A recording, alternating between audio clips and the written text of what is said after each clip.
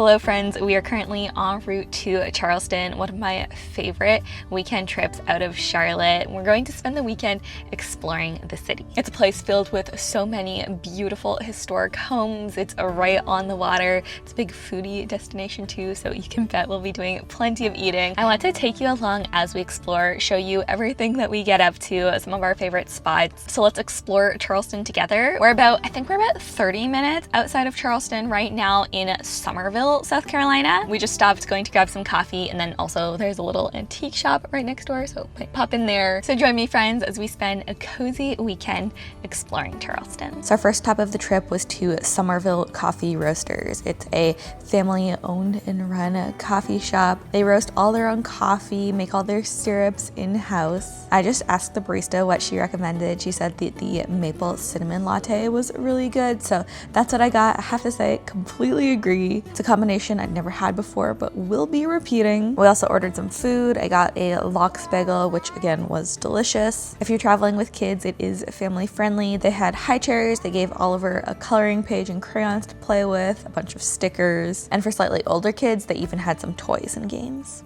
Then after coffee, we decided to stop by Splurge Vintage Market, which is right next door. This is a cute little spot that just recently opened up. It features vendors selling a whole bunch of different vintage, antique, and local finds. We just spent a bit of time browsing. There were some really beautiful and interesting pieces. I even came home with a pottery dish and some locally made tea.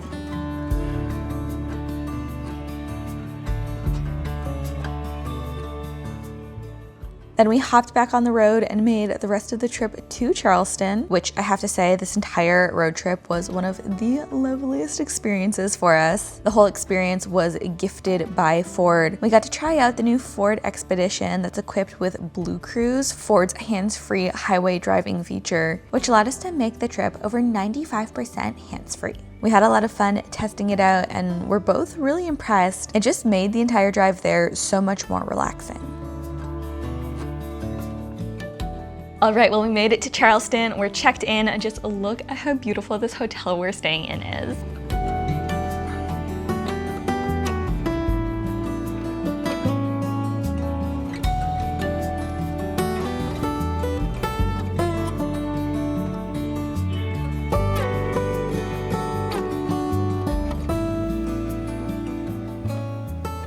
We're staying at the French Quarter Inn, which is right in the heart of the city, the perfect home base for adventures, which is important because we're traveling with Oliver on this trip, so we are going to have to come back for nap time, but it's family friendly and everyone has been so accommodating already. Oliver actually just woke up as soon as we checked in. We did a little nap time. We set up our little tent and then went over to the lobby. They have a bunch of board games, so played some board games while he slept.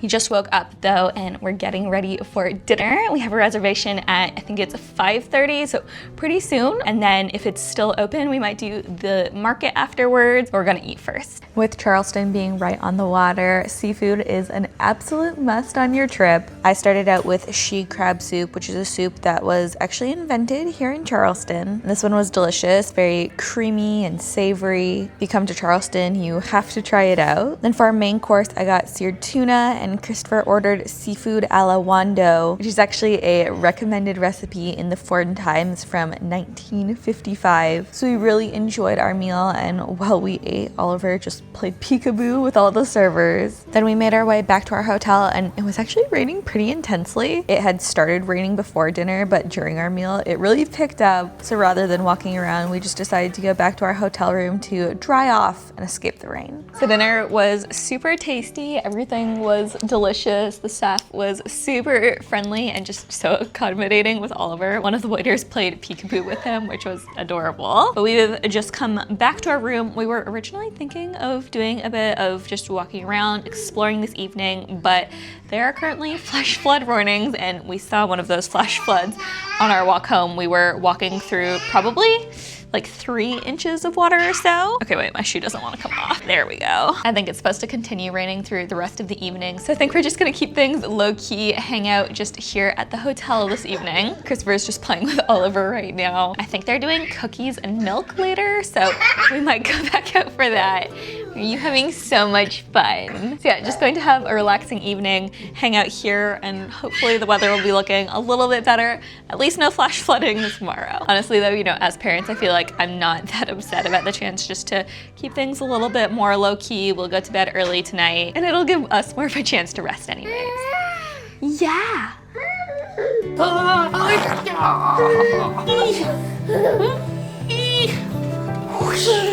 By the next morning, the rain had lightened up considerably, so we made our way to Poogan's Porch for our breakfast reservation. It's an iconic brunch spot in a beautiful old building. It's actually named after a dog, Poogan, who I guess he was actually a neighborhood dog, but he loved the porch so much, and when the restaurant opened, he would often welcome patrons inside, so eventually I guess they just named it after him. We both decided to order their specialty, chicken and waffles. It was topped with peaches and blueberries, fried chicken. Then after breakfast, we decided to check out Harken. It's a coffee shop and bakery just about a block away. They had some incredible looking baked goods, but we were still pretty full, just decided to order drinks. They had a rosemary latte on their menu that I thought sounded really tasty. I have to mention too, the vibes in this coffee shop were just absolutely incredible. The decor, the music, it was all so perfect. Definitely recommend this spot. Then our next stop was to the aquarium. If you're ever in Charleston on a rainy day, or really even if you're not, the aquarium is a great spot to add to your itinerary. This is Oliver's first ever visit to an aquarium. He was loving seeing all the different sea creatures. But even as adults, we really enjoyed it too. The otters especially were so playful and fun while we were there. There were a ton of interesting fish, sea turtles, they even have a few sharks. And of course, there's really something a bit magical about seeing the world through the eyes of your child. So we just spent a few hours wandering the halls, exploring and taking it all in.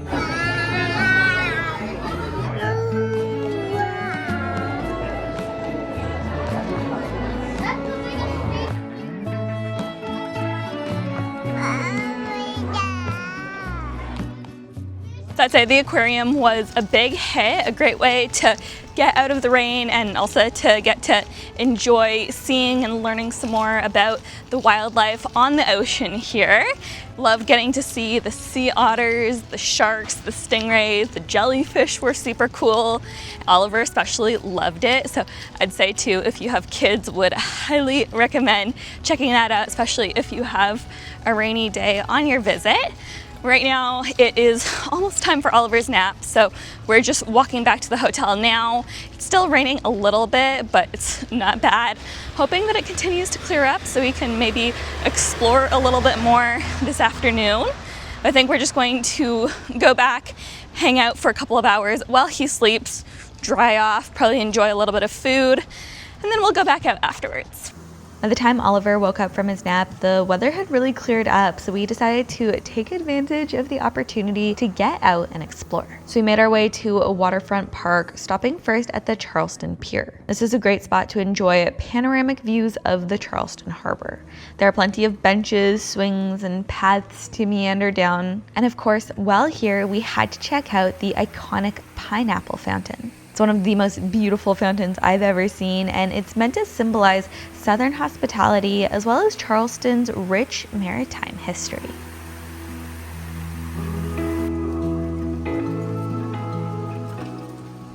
Then we continued walking along the water, making our way to the Battery, one of the best places in the city to enjoy views of Charleston's incredible historic homes. Many of the homes that you'll see are private residences, however, a few are open for tours. So if you're interested in learning more about the history of Charleston, I definitely recommend checking a few of those out.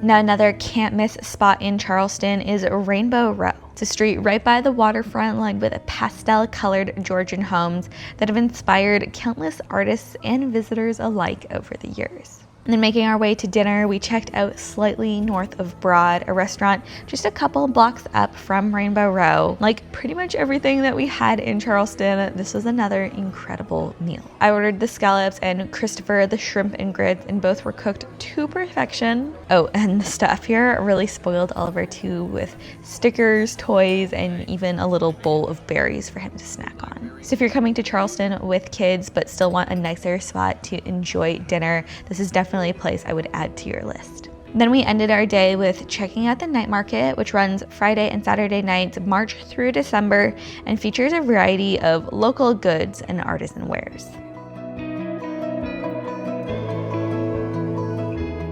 So we're back now after what ended up being a really lovely afternoon and evening exploring the city. It was so nice being able to walk along the waterfront, see all the historic homes, and just to get to enjoy the city this afternoon. And then our restaurant tonight was so amazing. I don't think I got clips that really perfectly captured just how amazing the service was. Everyone at Slightly North of Broad, I think they just call it Snob, but all the staff was so sweet. They just went above and beyond to make it so that Christopher and I had a really special experience. They brought us dessert because we're celebrating our anniversary on this trip. They also gave Oliver a little plate of fruit, some toys to play with. He was so entertained the entire time. It was just really sweet. He made plenty of friends, and then getting to explore the night market tonight was great too. We spent a little while talking with one of the artists at the market, and she was super sweet, loved her work too. I came home with, I don't know where I put it, but it's just like a little greeting note card that I'm sure I'll have occasion to give sometime in the near future here. I love supporting local artists like that too. Right now it is almost bedtime for Oliver, and then after he goes to bed at the hotel, they do like a little milk and cookies service. So I think once he goes down, we might partake in that. And then we've been watching the Pride and Prejudice BBC series over the past few nights, so we might finish that off tonight as well. But yeah, it's been a great day in Charleston with lots of highlights. I'm looking forward to our last day. For breakfast on our last day, we decided to enjoy the continental breakfast at our hotel. It was a great spread, really tasty, and it fueled us up for a couple of hours worth of adventures. Our first stop was to the city market. This is the daytime partner of the night market we were at the previous evening. I will say there were a lot more vendors in the day than there were in the evening. We had fun checking out all of the interesting goods in the market. And then of course we had to get coffees. We stopped at the Rise Coffee Bar. It was a cute little spot. I ordered a brown sugar latte, had a really nice little patio area where we enjoyed our drinks. And we spent a bit of time wandering down King Street, the shopping district in Charleston. I checked out, there's a Cezanne pop-up shop happening right now. So I went in and had fun browsing, and also popped into a few other stores along the street as well.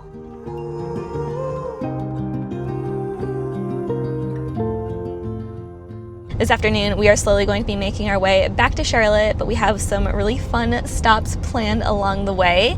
We're heading right now to Middleton Place, which is a really beautiful old house and gardens, going to explore that. And then depending on how Oliver's naps line up, we might stop at, there's a national park on our way home. It's called, I think it's Congaree National Park. A couple of other ideas that we have, probably going to stop for lunch at some point, but really want to make the journey home not just to like point A to point B, but just to have fun with it. Never been to Middleton Place before, but it looks really pretty. Middleton Place is just about a half hour outside of Charleston. It's a really beautiful drive too. For most of it, you're just under this canopy of trees, and that's really how it feels when you arrive too. The entire property is filled with these incredible live oaks just dripping with Spanish moss, and it almost feels like you're stepping into a romance movie. Our main purpose in visiting here was to check out the gardens. Middleton Place is a National Historic Landmark, the home of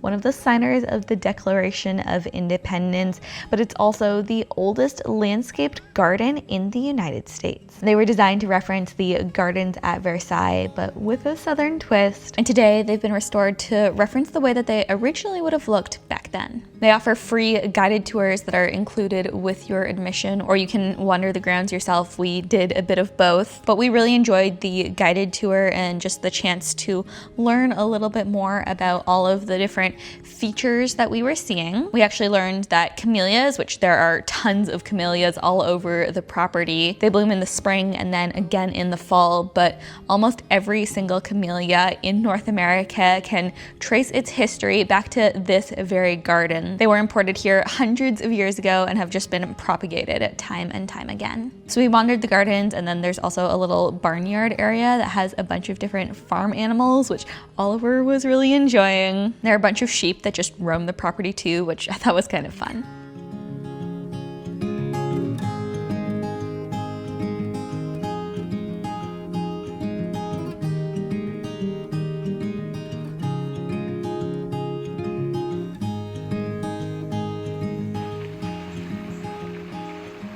Well, this has been such a lovely garden, house, everything.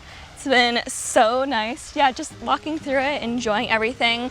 I thought it was so cool. So many of the plants lining these walkways will have to come back. They're camellias, so they're actually in bloom in the spring, and then in a few weeks, I think at the end of September, apparently the entire garden just blooms and looks so beautiful. So I'd love to come back and yeah, just see that. But what was something that stood out to you from the tour that we went on? I think it's this way back to the car. There was a lot of really cool live oaks. There's just these big, massive, old trees. They're just covered with all this Spanish moss. You probably see some of it hanging from the limbs here. And then there's one tree near the river that's, they estimate, about 1,000 years old, which is pretty crazy. Yeah. So it's seen a lot. It's beautiful too. It's huge. They said it was 37 feet in circumference, so all the way around it. It's crazy. And it's wild to think. I think this house is 300 something years old, the whole property is. And so that oak tree would have been, what, 600 years old already? It would have been one of the biggest trees here when they originally built the property. So just wild how long it survived, everything that it's seen. But yeah, this has been such a beautiful stop. So glad we came here. Props to you for finding it. So something that's been making this drive so much more enjoyable just coming to and from Charlotte is this car is equipped with Blue Cruise technology that allows you to drive hands-free on the highway. All you need to do, press this button right here, go hands-free. It's been so cool having Oliver with us too, just being able to spend all of our attention, all of our energy on the stops we're taking, the adventures that we're going on, and not having to worry as much about driving.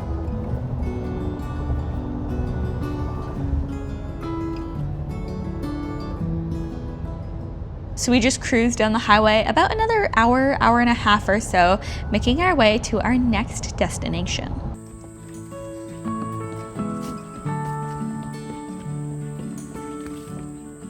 So we've arrived at Congaree National Park. It's one of only 2 national parks in the Carolinas. The other is Smoky Mountains in North Carolina.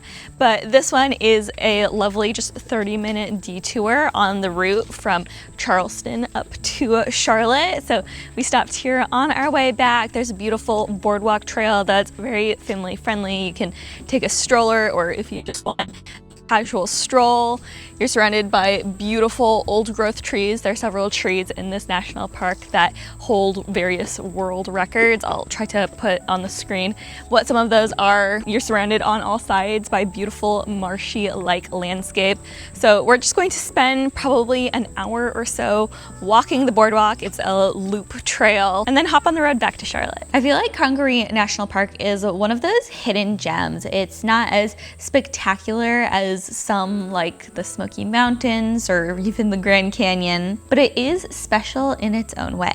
Often mistaken for a swamp, it's technically considered a floodplain and is home to the tallest known specimens of 15 different species of tree. There's a 135-foot elm tree, a 125-foot laurel oak, a sweet gum that measures 157 feet, so it makes sense that it's known as the redwoods of the East. But then after we'd explored the park for a bit, we made our way to nearby Columbia, South Carolina for dinner. We ate at Motor Supply Company, a local restaurant that specializes in farm-to-table meals. And we got, well, actually I had this super delicious root beer, super tasty if you go get this. And then Christopher and I ended up splitting plates of steak and duck.